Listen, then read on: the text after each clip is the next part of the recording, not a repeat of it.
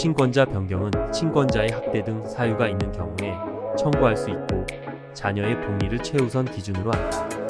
부부가 이혼을 하면 협의 이혼은 물론 재판상 이혼의 경우에도 친권자 및 양육자를 지정하게 된다. 양육 과정에서 친권자양 육자가 자녀를 학대 폭행하는 경우 등 양육자가 계속 자녀를 양육하는 것이 자녀의 복리를 위해 바람직하지 않은 경우에는 친권자를 변경할 수 있다. 한 여성이 전화 상담을 요청했다.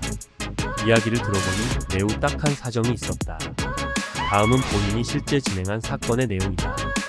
어느 날 한 여성이 김강균 변호사에게 전화 상담을 요청하였다. 전화를 받고 사실관계를 들어보니 매우 딱한 사정이 있었다. 이 여성은 어린 나이에 예술가 남편을 만났다. 20대 초반의 예술하는 남편은 너무나 로맨틱한 사람이었고 부모님의 반대에 불구하고 결혼을 하게 되었다. 그러나 결혼 직후부터 남편은 바람을 피웠다. 이를 알고 헤어지려고 했으나 남편의 강력한 호소에 못 이겨 혼인을 유지하게 되었다. 그러다 아이가 생기면서 계속 결혼 생활을 유지할 수밖에 없게 된 것이다. 아이가 생긴 후 예술가 남편은 한동안 가정에 충실한 것처럼 보였다. 그러나 얼마 지나지 않아 다시 여자를 만나기 시작했다. 멋있는 예술가 남편은 다른 여성의 눈에도 로맨틱해 보였다. 보다 못한 친정에서는 작은 가게를 장만해 주고 부부가 열심히 살기를 바랬다. 그러나 남편은 가게를 아내에게 맡겨두고 놀러 다니기 시작했다. 고통스런 시간이었으나 둘째 아이가 생겨서 계속 참고 지냈다. 남편의 폭력이 시작되었다. 아내는 집을 나오게 된다. 무능한 남편 탓에 이 여성은 생활비가 부족해 빚을 지게 되었다. 가게도 문을 닫았지만 남편은 취업 생각은커녕 오히려 아내와 아이들에게 폭언과 폭행을 일삼았다. 도저히 참을 수 없었던 여성은 매 맞고 사는 엄마의 모습을 보여주느니 차라리 엄마가 없는 게 낫겠다고 생각하고 피눈물을 흘리면서 집을 나왔다. 4년 후 남편은 아내를 상대로 이혼 소송을 제기했고 친권자는 남편이 되었다. 남편은 아내가 가출했다면서 이혼 소송을 제기했다. 친권자 및 양육자는 남편이 되었다. 남편을 피해 숨어 살던 여성은 간간히 자녀들에게 연락을 취했다. 조심스러웠지만 아이들이 잘 크고 있는지 너무나 걱정이었고 엄마로서 최소한 도움을 주고 싶었다.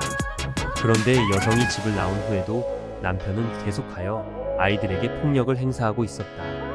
수시로 밥상을 얻고 엄마가 보고 싶다고 하면 쌍욕을 하면서 때렸다. 소주병을 던지기도 하고 속옷만 입혀놓고 발로 밟기도 했다. 두 자녀는 모두 딸이다. 엄마와 연락을 못하게 하려고 휴대폰을 빼앗아 숨기기도 하였고 여자를 데리고 와 동침을 하기도 하였다.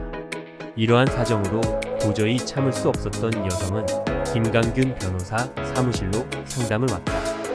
여성은 남편을 상대로 친권자 및 양육자 변경, 장래 양육비 청구를 하였다. 밤늦게 전화가 왔다. 딸이 쫓겨나 밤길을 헤매고 있다. 소장을 접수하고 한숨 돌리는데 이 여성이 밤늦게 휴대폰으로 전화를 했다. 놀라 전화를 받아보니 남편이 짐을 싸서 어린 딸을 밤에 내쫓았다고 한다. 친권자 변경 심판까지 기다릴 수 없었다. 딸이 다시 남편에게 돌아가면 더 심한 학대를 받을지도 모른다. 일단 딸을 데려오라고 했다. 그리고 정식으로 남편을 고소했다. 남편은 지속적인 학대, 폭행 등으로 일주일 뒤 구속되었고 양육자 변경도 아내로 변경될 수 있었다. 친권자 및 양육자 변경 사건 때문에 자녀들도 법원에 함께 왔다. 엄마는 그래도 애들 아빠인데 구속돼 수갑차고 수의를 입은 모습을 애들에게 보여주기는 싫다고 한다. 그래도 남편이 아빠로서 존재하기를 바랬던 것이다.